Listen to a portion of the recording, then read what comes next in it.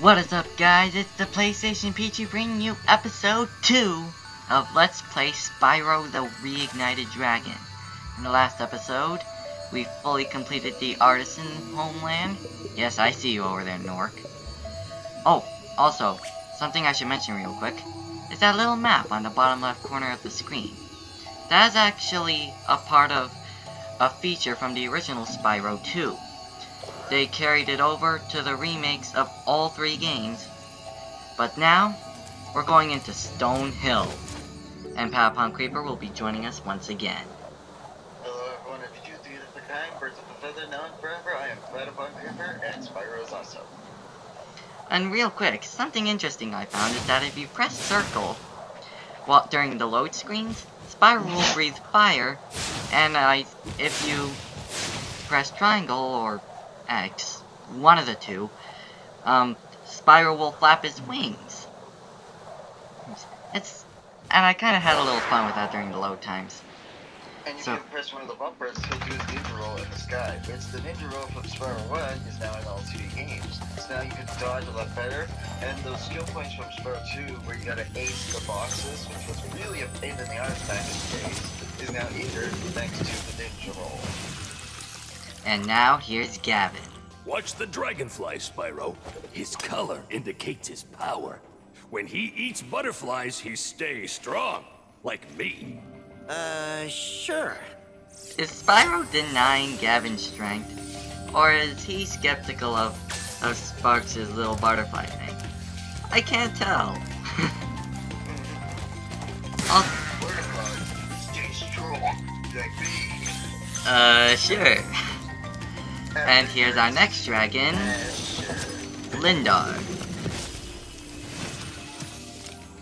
When you free a dragon or step on one of their platforms, you're saving your progress. That could be useful if you run into trouble. Not that you ever run into trouble, Spyro. Actually that is. Also, I think, knowing Spyro, he's probably going to run into plenty of trouble. Oh yeah, trust me. When he says this time's like, bring it on, Jordy, to the person that can play crypto, you know he's just asking for trouble. He reminds me a lot of Sonic, honestly. That his cheesy one-liners and that laugh.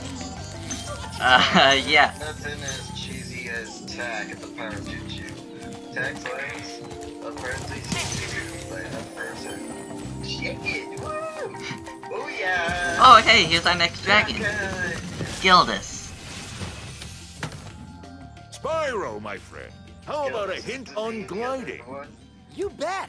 For the longest glide, press the jump button at the top of your jump, and try pressing the action button to drop down mid-flight.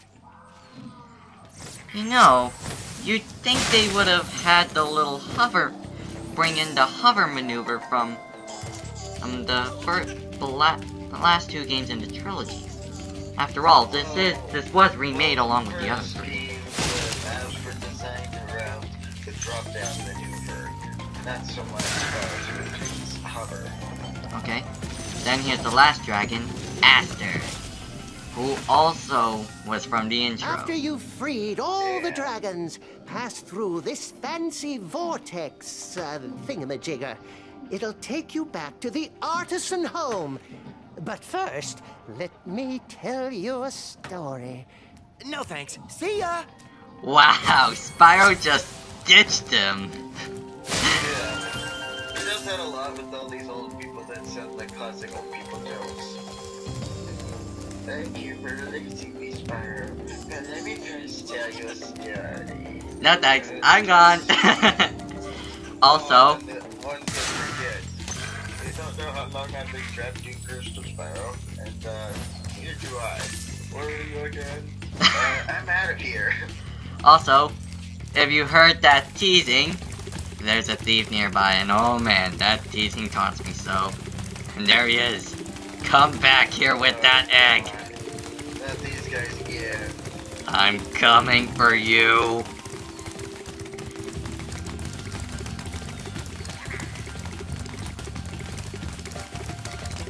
Get burned! There, our first dragon egg. Out of 12. It's a total of 12. I actually had to sit there and dump my finger on the screen in the old days. Nowadays, I actually just tell you how much you got. And even then, I'm pretty sure in the original they marked dragon eggs that you haven't acquired with an X or something. So even if you didn't know the exact number, you still had an idea of how many you didn't have left. Actually, it was darker colored eggs they used in place of the eggs you didn't have in the old days. Well, Actually, I was close, right? Actually, they hadn't had anything, I don't think. I think they just had blank areas where the other dragon eggs were. I'd have to look at that. Well, regardless, while I'm getting the gems, and there will be a part where I have a hard time finding 3 red gems, ironically, as opposed to green gems, ironically enough. I want to make a small correction that I made in the first episode. And it's actually the name of it. It's... Patapon Creeper actually corrected me that the name was called Nasty Nork, but the Nasty had a G, and Nork was spelled G-N-O-R-C. So like, orc with a G and N. But in my defense, I only played the original Spyro 2, and even then, not fully. So I have no idea what the final boss is like, or even Gold for that matter. I only ever beat Crush, and only completed like 1 level in the Autumn Plains. So it would kind of make sense that I would end up screwing up the spelling. And as you just saw, sometimes in the levels you'll find the keys. And with them you'll find unlocked specific chests that have locks on them that you can't open with the flame or charge. And they'll always have numerous amounts of treasure in them, like just now. And apparently, from what I know, from the little I know anyway, the key animation was actually slower but skippable. So, and they made it faster here. Again, I never played the original Spyro, so I don't know if this is true or not. But I assume it is. The animation for the chests that are the locks are basically slower than the original. They take a second to fly up and then fly down, go into the lock, but you can just skip it with a press of a button, so it just basically bursts open without even touching the lock.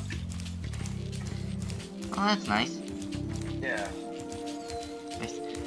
And honestly, even with the fact that you could skip it in mind, I'd imagine that Activision and Toys for Bob probably would have thought it better to speed up the animation regardless. And I think it was a good move on their part. It now, but at least it's fast. That way speedrunners can still basically just do their thing. And speaking of speedruns, one of the guys someone who commented on the first episode actually suggested that the 2 of us actually do a 100% speedrun race of this game. And I thought... So like Crystal Fisher's speedrun Grand Prix. I'd probably win because I know these games inside and out. To be fair, you'd probably be right about that. And additionally... I've memorized these games by playing them so many times. I think the only game that I would even have a remote advantage, a remotely decent time keeping up, is in the second game. But even then, that would only be in the first half. Yeah, you'd probably catch up to me when I hit the fate of my existence, the double Dino Egg challenge and skill of Badlands, because the trouble it takes me 50 tries just to do both. But now, since the game is harder, it's probably gonna take me 100 tries. And if we go after the skill points, I would probably be even more stumped. Well, except for the skill points in the first game, I still gotta memorize those, because they're new to the first game. Trust me, finding that peak flower in Stone Hill drove me crazy. 3 days took me to find that thing. Well, if it took you that long, I don't wanna... I dread finding out how long it will take me to find it. Because once I 100% complete all 3 Spyro games, I will go after the trophies and skill points. And let me say this now, the big flower in Stone Hill is actually easier to find than you think. What? Stay in the main area on the walls. That's where you'll best find it. That's my hint. Okay. It's getting easier than I thought it would be.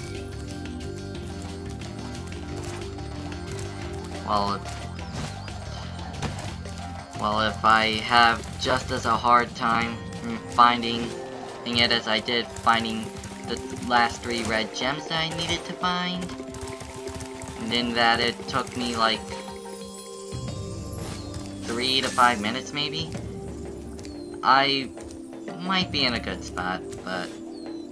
Oh, also, for Season 3 of Trophy Hunting Summer, if I don't get all the skill points and trophies for Spyro Reignited Trilogy, I will do that for Season 3. And yes, I will also go after the skill points for the 3rd season, because I kinda see skill points as early versions of PlayStation trophies and Xbox and PC achievements, for obvious reasons. That's what they are. A lot of the time, they're very difficult stuff to do, and that's how an achievement should be. You're achieving something. Right.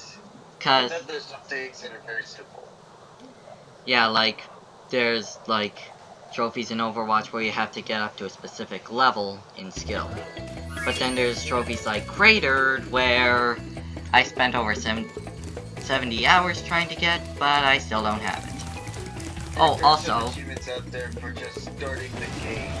Heck, Deadpool video games, first achievements are called previews. First one's like, this one's a freebie. And then the second one, it's like, and this one's also a freebie. Nice. Cool. Also, do that again. The artisan's boss is through a portal behind me. You can challenge him now, if you feel you are ready. And there's another achievement. so the dialogue for August did change. Alright, so anyway, that's gonna be it for today. The next time we meet, we're going to explore the legend of Dark Hollow. See you guys next time. See y'all later.